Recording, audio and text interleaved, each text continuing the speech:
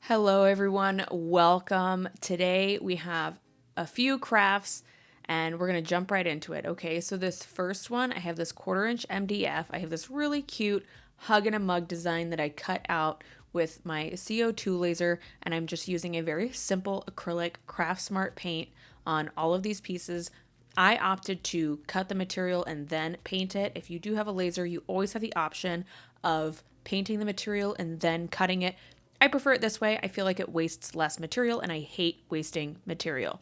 So I'm going to go ahead and use this cheap acrylic for it. It's super easy. If you use a birch or a balsa wood, I would probably use like a higher pigmented paint, but this is going to work just fine for what I'm doing for this. This is just going to go into like my little coffee corner. I think it's going to be super, super cute. So I've got beige, black, and a little bit of brown going into this. I'm going to finish painting these up and then we're going to have to let it dry and then we're going to come back and assemble it in just a moment. Okay, moving right along to this next craft, we have a shirt that I want to make, little marketing material for myself. It says, ask me about my laser crafts. And I wanted to show you, if you look right here, the T didn't cut out properly and the S didn't cut out almost at all. This material really was lifting up from the Cricut mat really badly, and I wanted to show you guys how I was going to fix it because I've done this before, and you can do this with vinyl or HTV iron-on. The carrier sheet is strong enough that you're not going to cut right through it. And then the vinyl backing is also like relatively strong enough you're not going to cut right through it. So the S, I'm going to go ahead and mark where I want to cut out for the S, because the T I could see where it was supposed to cut, but the S I didn't see it at all. So I thought it was super easy for me just to trace this S and use the little bit that cut out right here in this corner, and it was super easy. So I'm just going to cut this out with the X-Acto knife, and it's like it never happened. I could also have just cut out another piece entirely, but I didn't want to waste this material. Again, team no waste.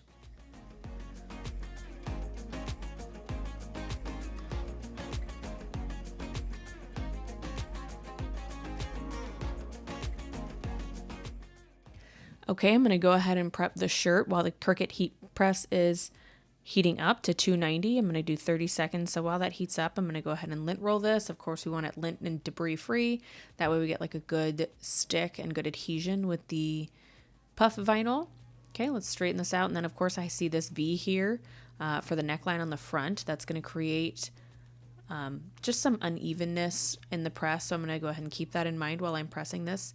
And I'm going to use this template that I have. These are super inexpensive and they're very helpful. So let's go ahead and heat this up before and I use my template. And all we're doing is releasing some of the moisture. We're getting out some of these wrinkles. And of course you can see that V-line is like bright as day. So now I'm going to use my template to see where this is supposed to go. I think that looks like a pretty good spot. I don't want it to be too high or too low. I'm going to go ahead and crimp the middle. So the important thing is I'm not crimping the actual HTV or the puff vinyl. I just did the carrier sheet so that I can align the carrier sheet. If you can see that reflection, the carrier sheet and that middle piece are both aligned, and I'm going to go ahead and get it straight. I like to align the top of the letters with the template and not the actual carrier sheet because it's very possible that I didn't cut it correctly or like in a straight line. So I use the top of my letters first. All right, let's press it.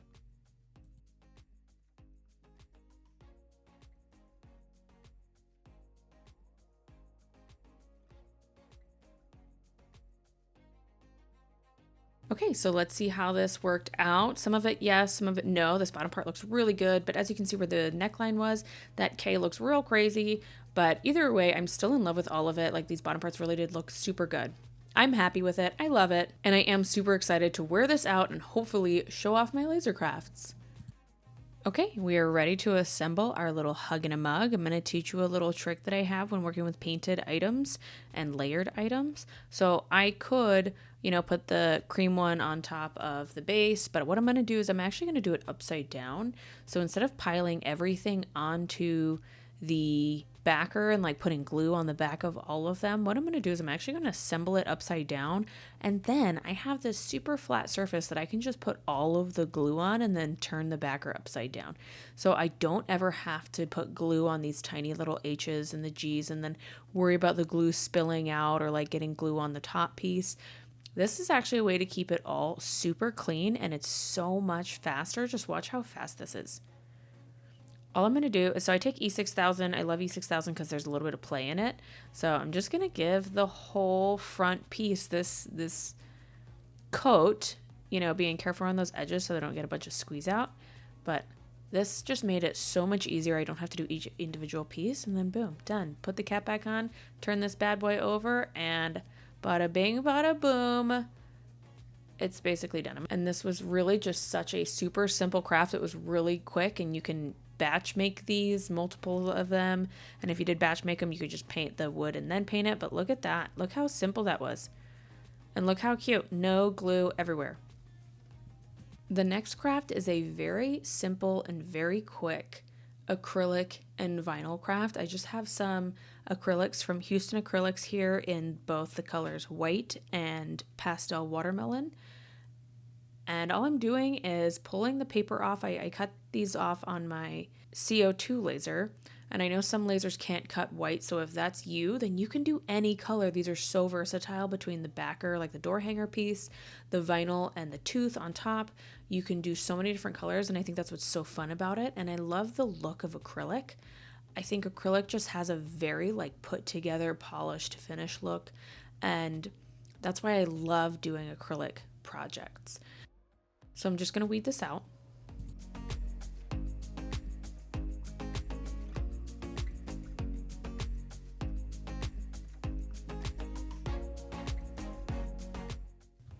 All my pieces are ready, and I'm going to go ahead and use this scrap transfer tape.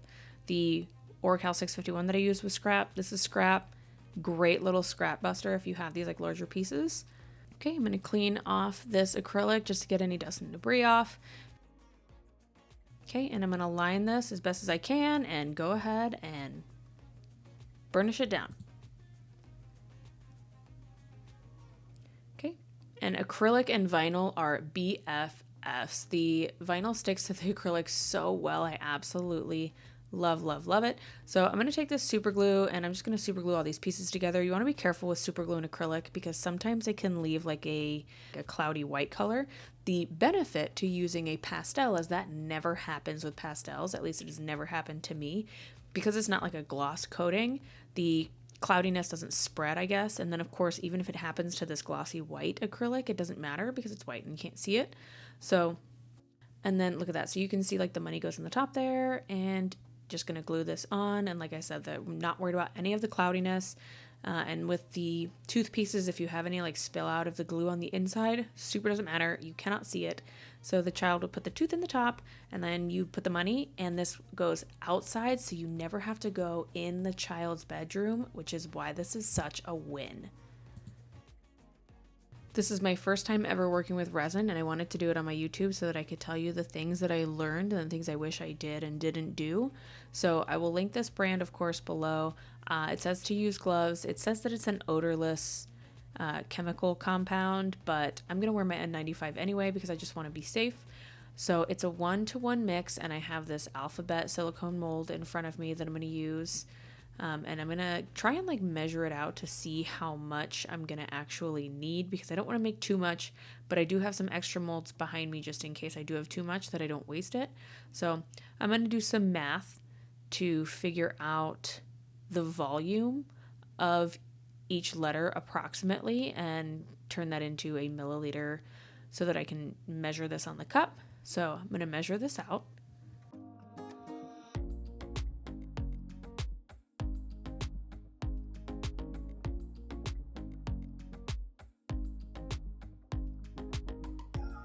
And now I'm going to stir all of it up. It says stir for 3 minutes or until it goes clear, scraping the sides. So I'm making sure that I'm scraping all the sides so that some of the epoxy resin or the hardener doesn't get stuck and it's all correctly mixed. Now that it's done mixing, as you can see, it's pretty clear in there. So I think that it's about done. I think it's been around maybe a little bit less than 3 minutes, and I'm okay with that. My goal was to do like a marbled effect of like white, gray, and a gold color. So I'm measuring out like half of the mixture to be white, a quarter to be gold, and a quarter to be silver. I'm not super sure how I'm going to pour this yet. I'm gonna add all of my coloring. I'm adding some white. I'm doing this really slowly because I have no idea how much you need. The answer is kind of a lot. Like I would have thought maybe just like a few drops, but I would say that it took maybe around 5 to 8 drops of the white. On the container that I used, it says no more than 5% volume of like the additives and the pigments. So see that I accidentally did a lot there, but I actually ended up needing a little bit more. So it says stir, stir, stir, stir, stir. So I really wanted to make sure that I got this thoroughly stirred. I'm really like scraping the sides here. And again, like I used some more. My colors are all mixed and I have this little cup that has all of these compartments. My plan is to do like a white, gold, white, silver, or gray, white, because like I said, I want it to be mostly white, but I want to have like some streams of gold and gray in there. My gray is a little bit more like a slate gray, like a bluish, but I think that should be okay. So this is my plan, and hypothetically it's gonna work great, but let's see. Tip number 1 on things I wish I would or would not have done is gonna be if you do use this, make sure that everything is level. That may have been obvious, but it was not to me. So if you have mostly white, if the white levels are way higher than the silver and the gold, then only the white is gonna pour out first. So make sure that you have level amounts in all of those little sections. And let's see how this pours. So there's a lot of like liquid that's coming out of these that it's not loving all of the colors coming out at one time. That little spout is just so small that I don't know if this is like working perfectly. It's definitely not bad. Let's finish this pour and see what it looks like.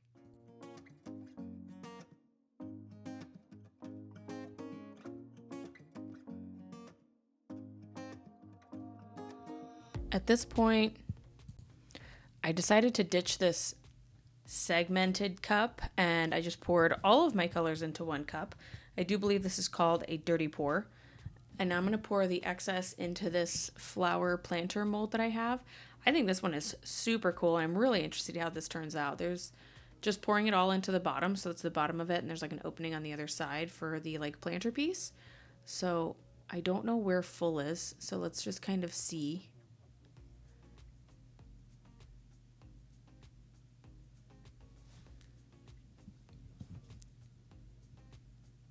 I think that's good. And now all the excess, I'm just going to pour into this little thing here. It's like a picture frame or a mirror. I'm not really sure exactly what it is. I don't know if it's a picture frame or it's a coaster. It's a really big coaster or it's a very small picture frame. The last step is going to be going in and popping all the bubbles with my heat gun.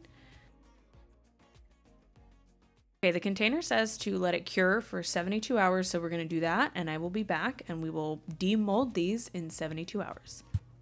Okay, even after all that resin excitement, we still have one more craft to do. I just have a stained dark brown round that I cut out. I cut the 2 little holes on top for the twine, and then I cut this fun little smiley face in the bottom because I'm going to do some cord underneath it, like in a macrame kind of style.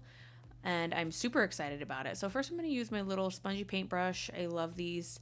I'm going to do like a dusty, I think it's called Rose by Craft Smart. I love this color. I just love the shade. I'm making this for a friend of mine who has a new office and I'm really excited for her. So we're going to paint these first.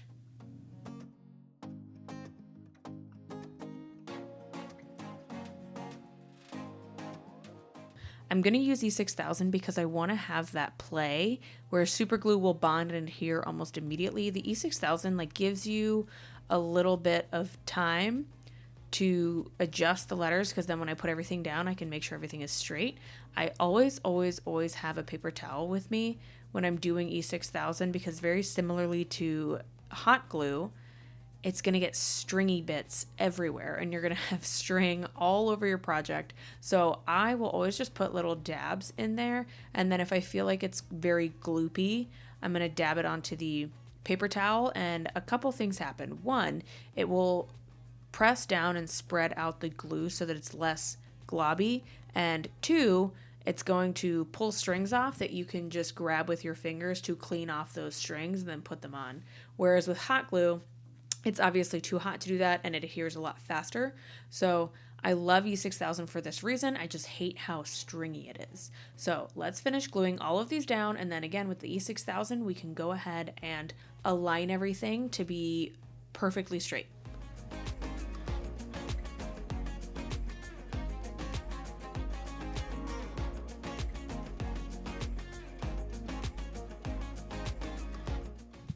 Now that that's done, I'm just going to cut the cord about how long I want it to be. And then to assemble this, I'm just going to push the folded side in and then pull it relatively tight. I'm going to do this all the way around until I run out of my pre-cut cords.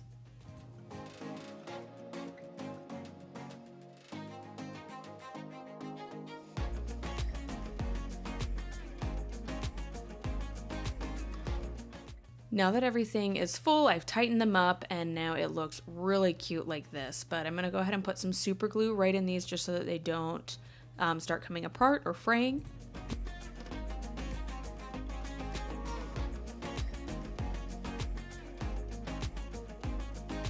Now that the super glue is done, I am going to start fraying these cords.